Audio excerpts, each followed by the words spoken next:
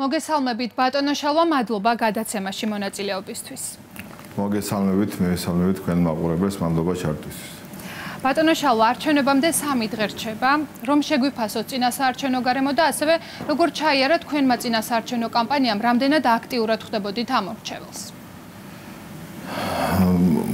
წინასაარჩევნო პერიოდი 7 და წყნარ გარემოში მიმდინარეობს ნაძალადებში, ახალოკაში, ყოველდღიურად ხდებით აქტიურად მომხმარებელს როგორც საშტაბო მიმართულებით, ასევე ადგილზე უბნებში გასვლით და დადებითი ემოციებით, დადებითი შედეგებით ვბრუნდებით. უფრო მეტი ინფორმაცია ვიდრე ვთქვათ აქამდე მქონდა, მივიღე მოსახლეობისგან მათი პრობლემების, საჭიროების შესახებ მოვისმინე და უფრო ეფექტურად შევძლებ სამომავლო გეგმების სწორად განხორციელებას.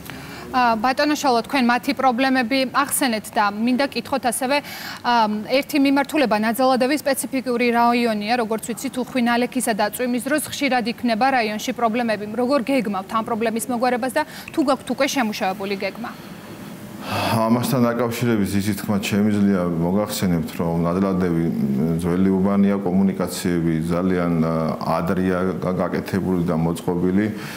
წყალარინები, მიწისქვეშა კომუნიკაციები მოსაწესრიგებელია ისეთ უბნებში, რომელი უბნებიც ადრეა გაკეთებული და შეფენილი ტერიტორიაზეა.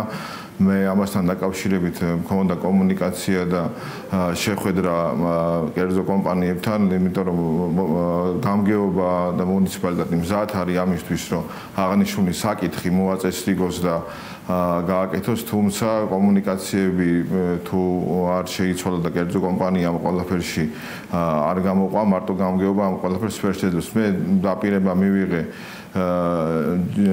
კომპანია GVP-სგან და მათი ხარდამჭერა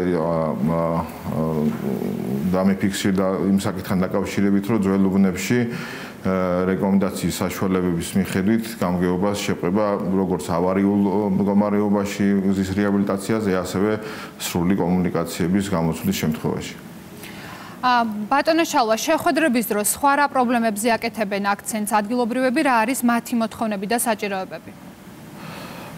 ზოგადად ანუ სოციალური მიმართულებით, ჯანდაცვის მიმართულებით უფრო ალბათ გამოვხატავ და აღვნიშნავ იმ ფაქტს და გარემოებას, რომ პროგრამებსაც მუნიციპალიტეტი ახორციელებს და გამგეობას და ქალაქის მერიას აქვს დაფინანსების განხრით მიმართულებები. მოსახლეობამ აღნიშნულ საკითხთან დაკავშირებით ნაკლები ინფორმაცია აქვს და ზუსტად ჩემი საკითხი, ჩემი მიმართულება და ჩვენი მუშაობის სტილი ეს არის, რომ სწორად მევიტანოთ მოსახლეობამდე აღნიშნული პროგრამების და პროექტების შესახებ და აღნიშნულ საკითხებთან დაკავშირებით სრულ ინფორმაციას ვაწვდით. თქვენი გუნდის შესრულებულ სამუშაოებზეც რომ გვესაუბროთ, თქვენ სამაჟირატორო ოლქში რა გაკეთდა, რომელი პროექტის გამოყოფა შეგიძლიათ ამ დროისთვის? ყველაზე საამაყო და ყველაზე ერთ-ერთი გამორჩეული პროექტი, სადაც დავიბადე, სადაც ცხოვრობ და ნახალოკისთვის, ნაძალადევისთვის საამაყო პროექტი რაც არის, ეს არის კიკვიდის ბაღში. ჩემ დროს, ჩემ ბავშვობაში აქ ესეთი მდგომარეობა იყო, რომ ფიზიკურად გავლა არ შეიძლებოდა და ეხლა მოგეხსენებათ ყველაზე ერთ-ერთი საუკეთესო რეკრეაციული ზონა არის, სადაც შეიძლება რომ ადამიანებმა და ახალგაზრდებმა თამამად დაისვენონ და დრო გაატარონ. ბატონო შალვა, თქვენს პრიორიტეტებზეც გკითხავთ, გამარჯვების შემთხვევაში რა იქნება თქვენთვის პრიორიტეტული მიმართულება და რაზე გააკეთებთ ძირითად აქცენტს?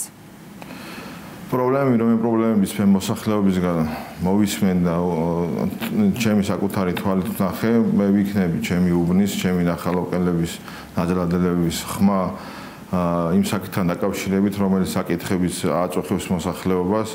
უშუალოდ უბნები მოვინახულე, გზები, გასაკეთებელი გზები, რეკრეაციული ზონები და ასევე ყველაზე პრობლემული რაც არის, ეს არის ავარიული მშენებლობა და სახლები.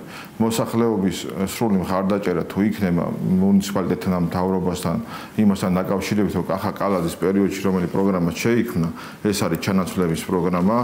სრულად 100% მოსახლეობის თანხმობის შემთხვევაში თუ მათი გადაწყვეტილება ესე იქნება, მთავრობა მზად არის, მუნიციპალიტეტი მზად არის, რომ ეს აღნიშნული ბინების რეკონსტრუქცია მოხდეს, მათ ადგილზე აშენეს ახალი კორპუსი, სრულად მოწყობილი, გარემონტებული ბინები, კრედიტით მოწყობილი ბინები გადაეცეთ მოსახლეობას.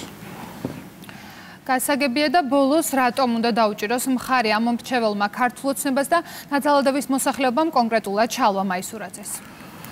უალტერნატივო ძალა ქართული ოცნება, უალტერნატივო მერი ყავს ქალაქ თბილის, კახა კალაძის სახით, მისი გუნდი, მისი დაპირებები, რაც არის და რაც ხდება ქალაქში, ყველა თვალნათლივ ხედავს. ეს მდგომარეობა რაც არის, სრულად გაგრძელება ქალაქის შენება, ქალაქის განვითარება და კეთილდღეობა ექნება ჩვენ ქალაქს. ჩემი გადაწყვეტილებაც ესეთია, ჩემი მდგომარეობაც ესეთია, რომ ჩემ უბანს ზუსტად ის შევმატო, რასაც ამ ქალაქის განვითარებაში დიდი წვლილი შეტანა შეუძლია, რასაც ხედავ და რასაც აკეთებს დღევანდელ დღეს ქართული ოცნება და კახა კალაძის გუნდი.